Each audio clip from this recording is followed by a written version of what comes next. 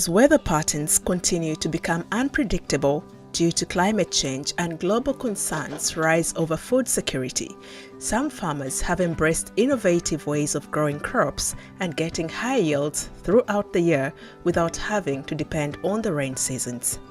Hydroponics, which is an urban farming method, is offering those with small spaces an alternative way to grow fruits, herbs and vegetables throughout the year for home consumption and sell to generate an income.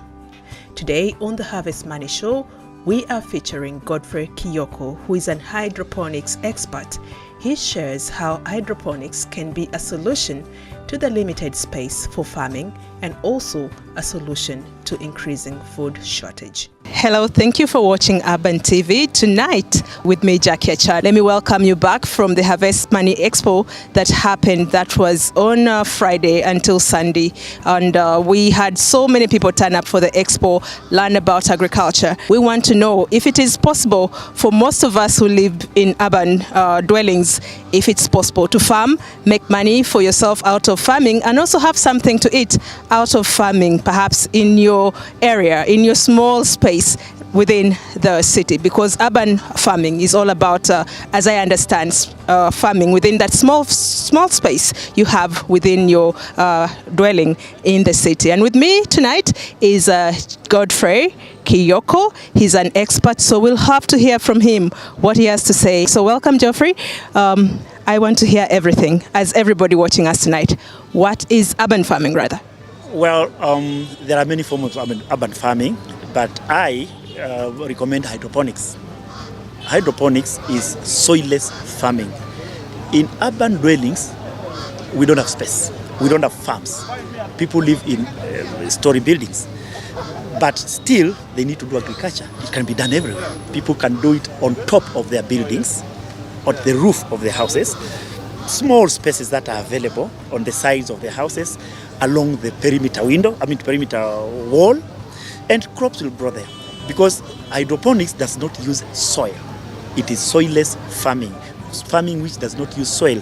It only uses a solution mixed in the water, nutrients that are mixed in the water, which you circulate within the media where you are growing the crop, and the crop nourishes and becomes a good crop, and you'll be able to harvest.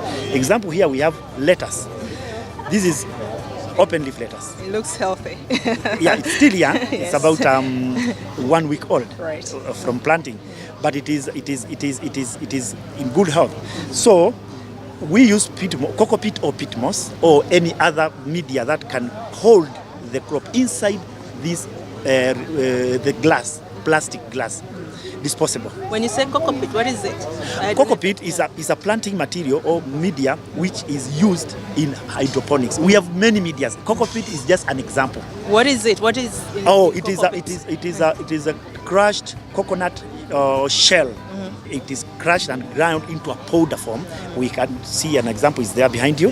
That is cocoa peat. So that's a media of growing. It is inert. It has no nutrients. Mm-hmm. You are the one to provide the nutrients. Mm-hmm. So the work of cocoa peat or peat moss or vermiculite or gravel or whatever you put here, even sand, is just to hold the plant. The nutrients are added by you. You mix them with the solution, with water, then add it in the pipes. Here we are using pipes. But hydroponics can use many other forms. You can use cavera, you can use any container that can hold the nutrient, and then the plant will grow inside there. The advantages of this is that with hydroponics, there's no weeding. It uses very little water, limited water, because the water circulates within the pipes and is again harvested. And it's recycled all over again and harvested. Then recycled all over again and harvested. So you use very limited water. Climate change. This is the medicine for climate change. You don't need rain, you don't need sun, you don't need all of this. Whether it's hot, like now, it's cold, it is raining, it is whatever, storms, whatever it is, this crop will always grow because you grow under a controlled environment. Like you can grow it under shade net or greenhouse or even on the open field. Then, limitation of water usage. Then we are talking of climate change. Then also space. It uses the smallest space available. You can see here the farm is 10 feet by 5 feet only, but I am having 100 plants. That is too much for that space. You can't grow that on soil. You can't. So it uses very limited space, very small space. So that is the advantage of hydroponics. So the crops you grow here, for this stand and this system, this style is for green vegetables. But we have other systems where you can grow fodder for animal feeds, you can grow fruits, you can grow any other type of crop as long as it doesn't grow like a tree. Hydroponics, as long as you keep on supplying the nutrients, always the crops will be growing and you'll be able to harvest. So my request is, I will love every Kampala people, because there is no space. We don't have space. Those small spaces that they have, or on top of their houses, they grow plants using hydroponics. You don't need to go to Nakasero or Wino Market to buy nakate, to buy sukuma wiki, to buy cabbages, to buy lettuce, to buy small things. You grow them in 1 pipe, 2 pipes, and that is all. There is no hassle here. There is no weeding. You can spray if you have pest attack, but it's very simple. You just apply the nutrients, and that is all. You wait to harvest. So that is the advantage of the best thing with hydroponics. So from out of this small space, how much can you harvest? And how much can you have for feeding maybe your own family? Can also make some money out of it? Very good. Thank you. Okay, I'm using pipes. These 4-inch PVC pipes. This pipe is normally 20 feet. It can have 20 plants, can hold 20 plants of this. 20 plants, that is 20 holes where you'll put the glasses. So one pipe will have 20 holes and 20 plants. Sukuma wiki or spinach or even cabbage. You cannot harvest 20 plants if you have a family of 2 or 3 people. You just maybe 2 or 3 plants, and you've got enough vegetables. The rest you can sell. The rest you can sell to your neighborhood. So this is a source of income for the Kampala people, a source of vegetables for them, food for them. So it makes and reduces the cost of living, because you are utilizing a very small area, very small space, but you are selling at the same time you are consuming at home. Yeah, so it's a very advantageous thing to do for Kampala people, for people living in cities and towns where there is no space. This is very advantageous. Are there rules when it comes to having this kind of farming within the city? Because I might be renting, I don't have my own space, but I have space rented where I have my home and maybe a compound. Are there rules? Must I get permission from the homeowner or from the city council? What is involved? I don't think there are any rules. There are no rules, because farming, if you have your rented room, rented house, whatever it is, a condo or whatever, you can even plant your crops along the wall, even on the soil down. Yeah. So if you can do that, still you can use the pipes. There are no conditions. Nobody will. You don't need any certification. This is just farming like any other farming. The difference is that you don't use soil. It's soilless farming, and it makes work easier than growing crops. The space used in this 10 by 5 feet, we are growing 100 crops here. 10 by 5 feet. In soil, you cannot grow that. Maybe you'll grow about 10 crops only. So this is more advantageous. There are no permits or licenses you need. It's just farming is just any other. Yes. Before we go any further, I wanted to know, you said this is from coconut? Cocoa peat, yeah, the substance. How easy is it to get this in Kampala or in Uganda? Well, it is sold by these crops shops that sell seeds, sell agricultural produce. They also have cocoa peat or peat moss or vermiculite. All these things are available in Uganda. Cheaply? Yeah, it's cheaply. A block of cocoa peat, I think, is 50,000, which is too much. It's quite enough for you to grow enough crops. Yes. You can also use peat moss. Peat moss is sold by so many shops. Even our neighbors here are selling it. Holland Green Tech, they have it here. They sell it. Yeah, so it is available. All these things are available locally. The nutrients you mix in the water are available. And where do we get it from? Because you said we have to add the nutrients into the water. Yeah, water. Yeah, you mix with the water. So where do we get it from? We supply it. I personally mix it and supply it. I'm an expert in that. Is there a possibility that I could do the mixing on my own? Like I come to you, you tell me what is involved, maybe at a fee, and then I do the mixing by myself. Currently we are training. Yeah, currently we are training. I am training youth the youth and people, or farmers, on how to grow hydroponics, and that training comes together with the mixing of the nutrients. So it's part of our package. Yeah. And when it comes to this, I may call it a garden. Yeah, it's a garden. It's a farm. A garden. Yeah.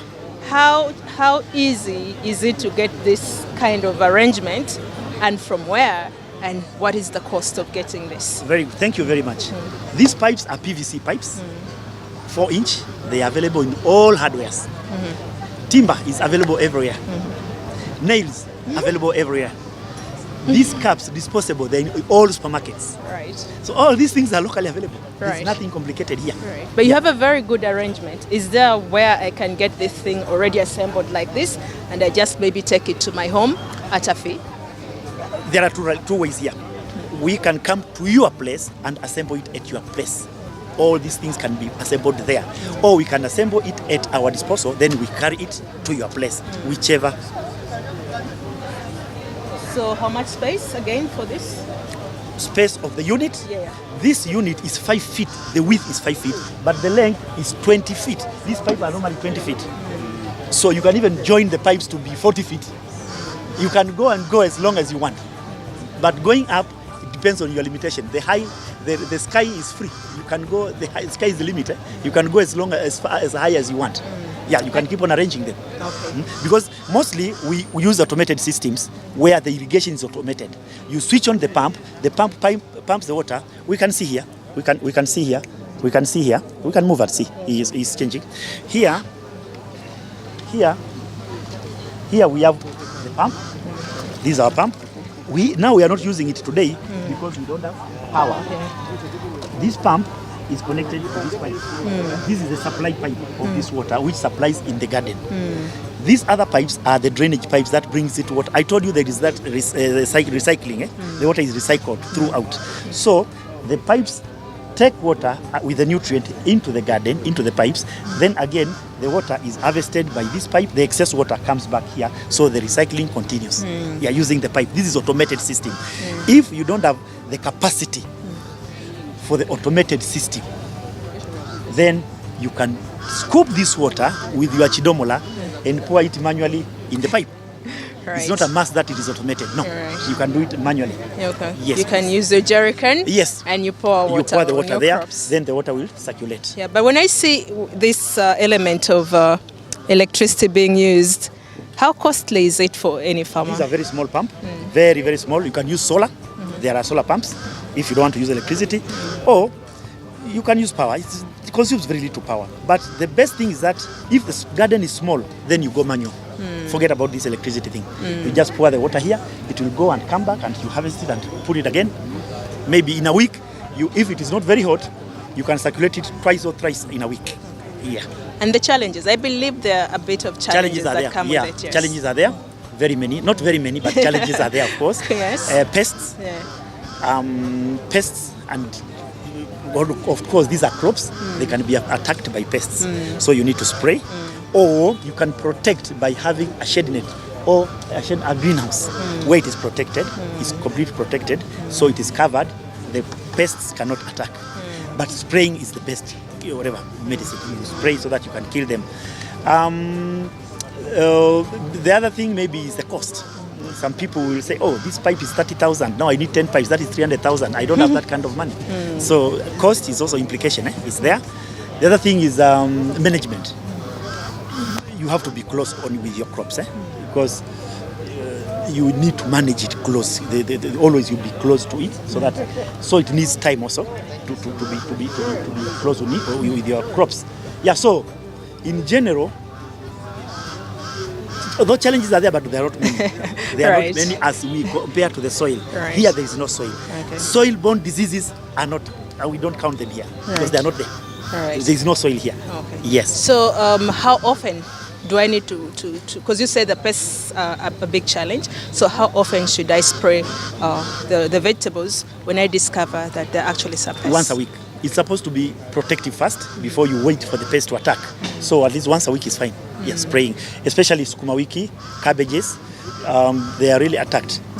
Spinach also is really attacked. So you need to spray if you have not protected. But if you have constructed under a shade net, then you don't have to worry. about sprays. Why? Because it is protected. Pests cannot enter. You protect with a greenhouse, but greenhouse is expensive. Then you can use a shed net. Yes. And you talk about the vegetables that perhaps, let's move this side, the vegetables that are highly attacked by the pests, which includes sukuma wiki. So which one doesn't get so much attacked? If I wanted to focus on one that doesn't get so much attacks from pests, what should I focus? Lettuce. No wonder it's clean. Lettuce does not have attacks. It's rarely attacked. Right. So if you grow lettuce for salads, it is the best. That's why you have a lot of lettuce. We are getting some very exciting explanations from Mr. Kioko. And from all that he has explained, we would want to know how much harvest can I get if I'm farming, I'm into urban farming, and I have this kind of arrangement in my home, and I want to perhaps engage in commercial sale of the vegetables. Thank you. The advantage of hydroponics, number one, is usage of space. This unit you are seeing here for our display is only 10 feet by 5 feet. 10 feet long, 5 feet wide. And because we are planting going up, we have planted here 100 plants. When you compare that with the soil, if you were to use that size of land to grow the crops here, maybe we'll grow about 20 spinach plants in that space. You can see the difference. 100 compared to 20 on the soil. So hydroponics utilizes very little space. So space-wise is the advantage of hydroponics. You can't compare hydroponics with the soil. Hydroponics utilizes very small space. This small space with so many crops, you can see the advantage. So you can't compare actually, it's quite much. So the harvest, when you compare the harvest between the soil-based crops, when you plant the same area, and the hydroponics, then you find hydroponics, you are harvesting a lot of crops, a lot of harvest compared to the soil-based planting. Yes. Okay. Yes. So I wanted to know, is it just forbidden for me to introduce soil into this kind of farming? Because you're talking about the usage of media. Planting medias, other medias apart from so soil. So if I want to bring the soil, is it acceptable or it's totally forbidden? When you talk of hydroponics, the other name of hydroponics is soilless farming. Now when we say soilless farming, how do you put soil again? You talk about the cocoa pit. Cocoa I might pit want is to not soil. exchange the cocoa pit with soil. You can exchange cocoa pit with peat moss, with vermiculite, with the gravel, with the sand, whatever you have, but not soil. Why is soil forbidden? Because it's not this soilless farming, soilless farming. It is urban areas where there is no soil. Does it come with germs, perhaps? That's why you don't want it? That is one of the areas. Actually, soil comes with soil-based diseases, soil-based pests. You have to treat the soil. And again, we say soilless because we are providing the nutrients for the crop. We are providing all the nutrients. We don't need the soil. The soil has got its own nutrients, but we don't need them here. Here we have our nutrients for hydroponics that are completely enough. So totally with hydroponics, soil is not there. It's like having a boy and a girl. The boy cannot be a girl and the girl cannot be a boy. Yes. But you can farm in soil and not even fertilize or anything, and your crops will grow. But here, you need nutrients. Yeah. So that still brings me back to the soil element. With the soil, I agree. With the soil, soil is like a bank account.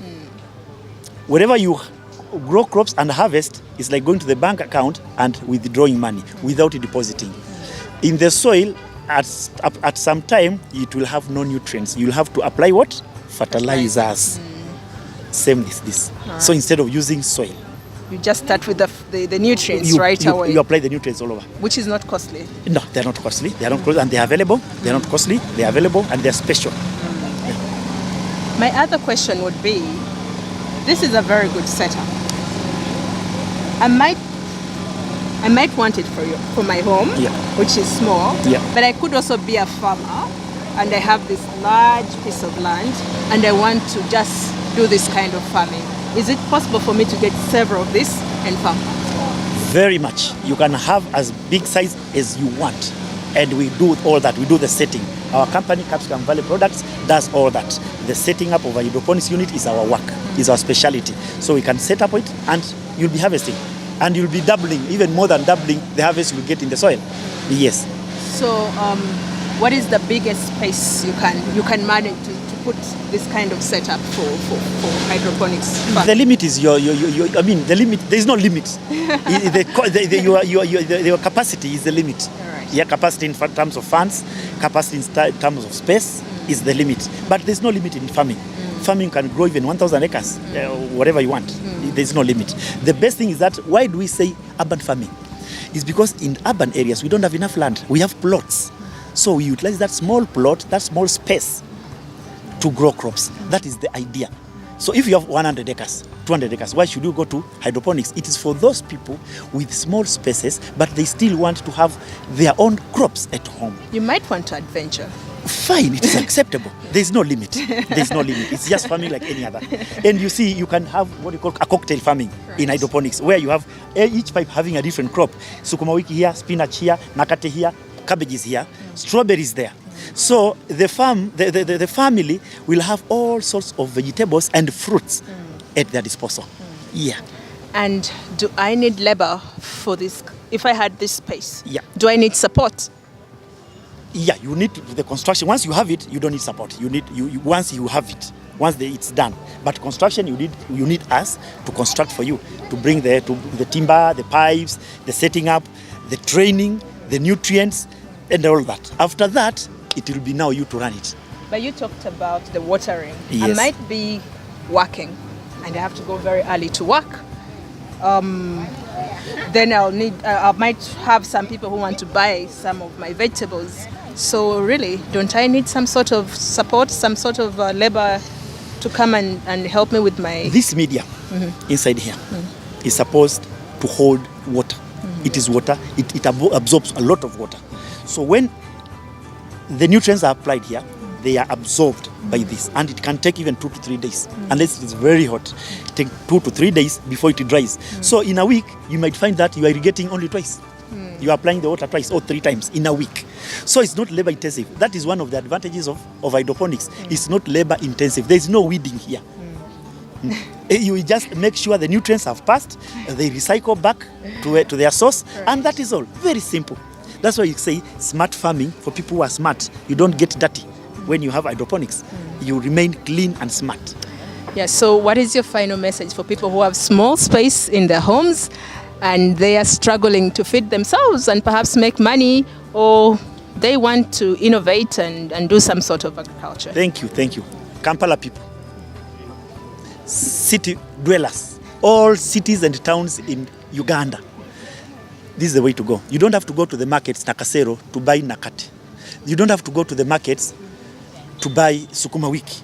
When you have a small space at your disposal in your farm, please, Kampala people, we are in Kampala here, grow your own vegetables at your own small space at your disposal, at your residence where you stay. I can set up this for you, and you'll be able to grow as much as you want, depending on the space. So you don't have to buy vegetables while you can do them without using soil at your own disposal. Small space. Yes, please. That's what I request. All city dwellers, please, let's go into hydroponics. That is the only way you have food security. So one final question for you is a breakdown of what every urban dweller or urban farmer may need in order to have to successfully, engage in urban farming, especially hydroponics. What do they need? To venture into hydroponics, you need a small space you have, any space that you have is available at your disposal, at your residence. 1. 2, you buy these materials. The pipes are in hardwares, the timber is available in hardwares, the nails, and a carpenter. Then skill, which I dispose, which I provide, and the nutrients, which I also provide, and that is all. Well, you have heard it from the expert, Godfrey Kiyoko. When it comes to food security, it is very important that you innovate and find ways actually to get food onto your table. And it is very easy. He says all you have to do is hydroponics. It's this As you've seen, this setup is on a 10 by 5, 10 feet, 5, the width is 5. So it's very small, and it can give you a lot of vegetables that can provide food security in your home and also bring you plenty of finances. You don't have to cry that you don't have this big piece of land where you can farm and get food to your table or get money. Get innovative, embrace urban farming, and all will be well in your family and in your finances. I've been your host on Harvest Money Show tonight, Jackie Achan. Until next time, goodbye.